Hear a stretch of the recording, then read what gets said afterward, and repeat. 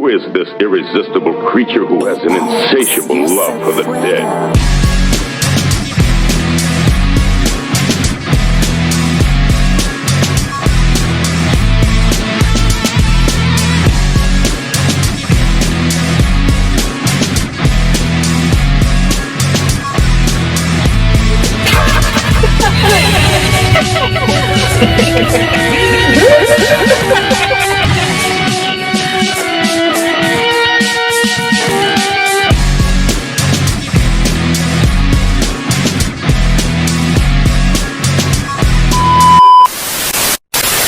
Hi everybody, welcome back to my channel. I am back with another video. I'm going to be reviewing episode 2 of Chucky season 3. Let the right one in. This episode pretty much picks up where it left off from episode 1. As I said in the last video, Miss Fairchild arranges for Jake, Devin, and Lexi to go to the White House. They just can't go into the most secure place in Washington, D.C. Like they can't just do that. There's maximum security. There's all these security guards and stuff guarding the place, so they can't just walk in there. Lexi pretty much uses her feminine charm to convince Grant to invite them to the White House. And so I'm going to talk a little bit about Lexi and Grant for just for a second. There's a lot of things that happen in this episode, but I just want to talk about Lexi and Grant for a second. I like the little pairing that Don has decided to do with these two because they actually bond over grief. And Grant, he does these little vlogs about grief and stuff. And so I think when Lexi discovers that about him, like I think they bond over grief because of Lexi's past. She's lost her father, she's lost her mother, she's lost Junior. So she's definitely dealing with like grief in that way. Grant, he's also dealing with grief as well. And if you guys are not sure what I'm talking about, it's literally about Joseph. And so I told you guys that I was going to talk about Joseph in this review of episode 2. Because in episode 1, I wasn't very sure about who Joseph was. I just thought that's just what Chucky wants Henry to call him. Or I thought that's just what Henry was calling Chucky, just to to hide his identity or something. I thought that was the main reason why Henry was calling him that. But now I found out in this episode that Joseph was their brother that died. And he's kind of just talked about in this episode a lot.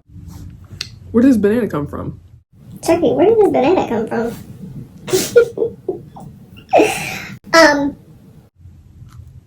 What was I saying? I just completely lost my train of thought. Oh, Chucky calling himself Joseph, wanting Henry to call him Joseph as if he's his brother.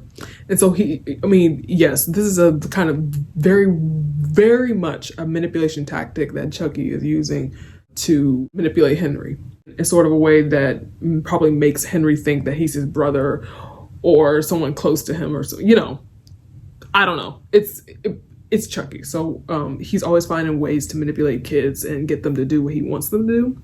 It's just kind of his thing.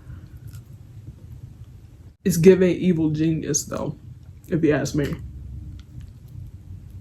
We have a death in this episode that actually surprised me because I've talked about this specific character in a previous video. It's Miss Fairchild. You guys know her. She dies in this episode, you guys. She's strangled by Chucky.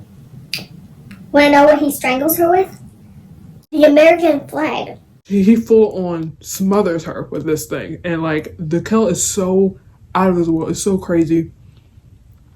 There's a point where he's like, he gets on her back. He's literally standing on her shoulders. Just like kind of just holding this thing back. Like, wow.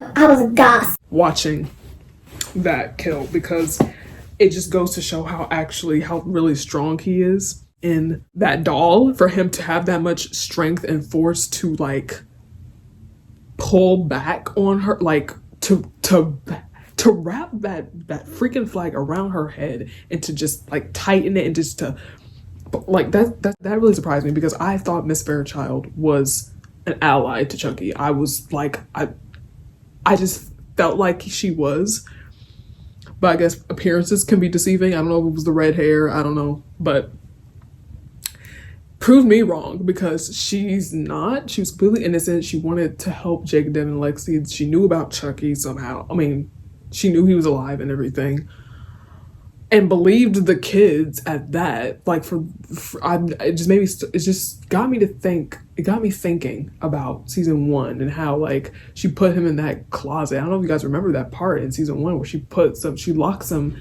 in that closet. How did he get out? Maybe it was a different doll, I don't know. That's just one kill. So Miss Fairchild is pretty much gone. He also kills Samantha, and if you guys don't know who Samantha is, she's a secretary. She's the woman with the short hair. She is slashed in the throat with a letter opener, with a freaking letter opener.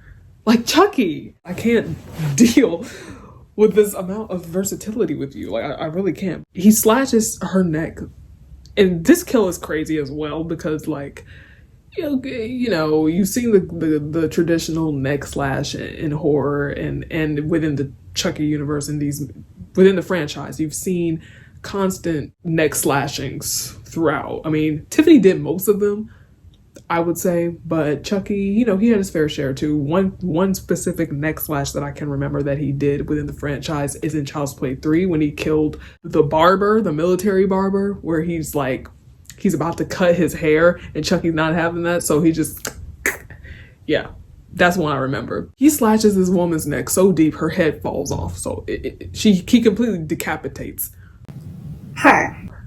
I'm trying to remember, did her head come all the way off, or was it just like a little piece? I don't even remember.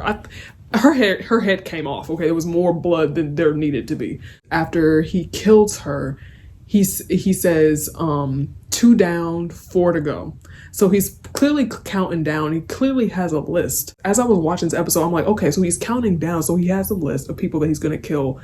So he said 4 to go. So he has 6 people. He has 6 people on his list. And I was catching on to this just with the second episode. I haven't even gotten to the 3rd episode yet, you guys. But the 3rd episode is kind of like a full circle thing. I'm kind of jumping ahead, but he's counting down. One of them was Teddy. I mean, that's what I thought when I was watching the episode. He's trying to kill 6 people. I'm thinking, like, okay, well, is it specific people that he's trying to kill, or is it just like random people? It doesn't matter who he's killing as long as there's 6 people in the White House. That's what's going on here. The gore is great. I have to say, I love these kills so far. They're so outlandish and they're so crazy. There's an investigator that comes into play here who's investigating these deaths, and, you know, at first they thought with Teddy it was just suicide, but then they find out with more of these kills, the investigator comes into the picture, and he's basically kind of figuring out that it's not this isn't just a suicide thing going on here. There's an actual killer in the White House. There's an actual little doll running around. I mean, they don't know it's Chucky. They don't know that, but they do know it's a killer in the White House killing kind of right up under their noses. And so the one thing that tripped me out, after they killed Samantha, the secretary, after he killed her, they don't call the police or anything. Once they find her body, they dispose of her body in secret. And so the reason why they're doing this is kind of like a confidential governmental thing, and they're not telling the president because they don't want to cause a panic or an uproar, telling the public that, oh, people have been dying in the White House, so who's killing people? And so, like, they're trying to cover up these crimes, and Chucky is just having the best time with this. I'm telling you, like, he is enjoying it. I mean, he's always Chucky is the one horror character I feel like who's gotten away with murder so much, aside from Freddy Krueger. I think he's the one who gets off the most when he gets away with things like this, like, because he's a doll and no one believes he's alive, or really now it's like people are just starting to accept or just like see this thing like, oh, this is just not even a real thing anymore. Like, okay, he's talking, it's probably some AI. I mean, they're not gonna think he's possessed by a killer, so by Charles Lee Ray, you know, they're not gonna think that. I really love episode 3, you guys. Episode 3 is probably my favorite episode this season so far, because there's so many good things, so many new things that they're delving into within this episode. You'll see once I review. You'll see. You guys will see. Chucky is willingly doing this because, I mean, he knows that the government will cover up his kills and they'll clean up right after him. And, you know, this is kind of pressure on the president's wife because she wants to tell her husband so bad about what's going on, about like who's dead, who's actually dying. She wants to tell him, but she can't because of, I don't know if it's bribery. It feels like he's bribing her, or he's just like, because he wants to protect the reputation of the president. And so where she's just like freaking out. She's like, we need to tell somebody. Like, we need to tell someone. We can't let this keep going on. We need to call police. He's like, no, we cannot do that because this will ruin his reputation. And so like we have to find this killer. Really, basically, the investigator saying we need to find this killer and we need to stop him. We can't tell anyone because this is going to make the president look bad if we bring this out in the public. Like, okay, so why all these people are dying in the White House? Why is it? So that's pretty much what's going on here. I'm excited, but I'm also scared because I don't know where this is gonna go. Jake, Devin, and Lexi meeting up with Grant. They like set up a little meeting so that they can get to be invited to the Halloween gala, so that they can get, but this is just a tactic so that they can get into the White House and find Chucky and kill him and all this, you know. But let me just say this. Jake, Devin, and Lexi, they have tried to kill Chucky multiple times within season 1 and 2 and have failed. So I kind of like don't have, I want to believe in them. I want to have faith in them, but they keep saying, we're going to kill Chucky, guys. We're going to kill him. And I'm just like, okay, sure. You going to tell that to his face right here? Sure, do that. Is he going to be dead for good then? Like, are you guys actually going to accomplish something? Because, you know, as these seasons have been going on, they have not accomplished anything. You know, they have not killed him. And that's what I love. It's just like, they're kind of making fun of it now. Don is putting this narrative where he's making fun of Jake, Devin, Lexi, these kids trying to kill Chucky. Like, what? That's not possible. Like, you guys just are not going to kill him. It's not going to happen. So they keep trying. They're trying so hard. And hopefully their plan goes good. Something tells me it's not gonna go good. I don't feel like it's gonna go anywhere, to be honest. But they use Grant, and I don't want to say use, but it does kind of feel like that because when they meet up with him, I do feel like Lexi and Grant are gonna have like a real bond, a real connection. I can just foresee that already, just on their bond over grief and like them losing people close to them. Jake and Devin are really, they're kind of trying to push Lexi, like, okay, you need to get on his side. You need to like charm him so that he can like you and he can like offer for you to come into the White House so that we can all go. And, you know, Grant, I feel like I kind of see a little bit of a surface on his character being kind of naive. Obviously, it feels like Grant is falling for Lexi already. He's already calling them his friends and he's just met them. So you can clearly see that Grant is desperate. Like, he wants friends. He wants people who understand him, who get him. But he doesn't realize that maybe that he's just being used to get in the White House. And something tells me that that's going to blow up later. Like I feel like Grant is going to feel kind of like hurt and betrayed if he finds out that they used him to get into the White House just to kill the doll. Like, I don't know. Something around that effect is going to happen, I feel like. Towards the end of this episode, you know, we get Chucky calling them again, Jake, Devin, and Lexi again, and letting them know that he's killed this Fairchild. That's right. The person who was taking care of them. And they actually seemed very scared by that and like just hurt. Like, I could see the tears in Lexi's eyes and Jake's eyes. Like, they were aghast. They were, I'm scared for them. I'm sorry. The Halloween gala, which I'm pretty sure the Halloween gala that's mentioned in this episode is going to be like a whole Halloween episode. I have to look back on the episode list, but yeah, I believe that it's going to be the next episode. Halloween party in the White House is pretty much what it is.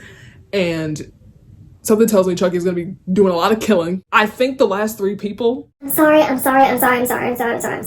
But I think he's talking about Jake, Devin, and Lexi. I mean, he could kill any other 3 people within the White House. He can do it. But I feel like since Jake, Devin, and Lexi are coming to him at the White House, I feel like he's going to try and kill them. He's waiting for them. He wants them to come find him so that he can kill them. 3 last people on his list, I think that's what he's referring to as Jake, Devin, and Lexi. It could go completely different. I am so excited, you guys, to talk about episode 3 because, like I said, it's my favorite episode so far. I loved this freaking episode so much. Like, it's everything I could ever want. Like, it was great. It was such a great episode. But and I noticed like these episodes are named after horror movies, but they kind of play into like sort of the plot of each episode, which I really love. I feel like it's very creative. That creative way to go. So Don creating these ideas for these episodes. I really like them. I do. I don't think they're stale. I don't, you know, I think they're amazing. I think they're pretty cool. So yeah, but that's all I have to say about this episode. If you guys want to see my next review, go on and click on my next review. I am going to be reviewing episode 3, my favorite episode so far. I have so much to talk about on that one. And really this episode, episode 3 is going to come full circle. The name of episode 3 is called Jennifer's Body. And yes, Jennifer Tilly as Tiffany Valentine is back. Jennifer Tilly, who's playing Tiffany Valentine, who's in Jennifer Tilly's body in this episode. We're gonna see a lot of her. We're gonna see Nika of her going to prison, like, and more things. So yeah, like this video if you guys liked it, and subscribe if you guys want to see more of my videos and content. And thank you guys so much for watching. Say bye, Chucky. So long, suckers. See you real soon.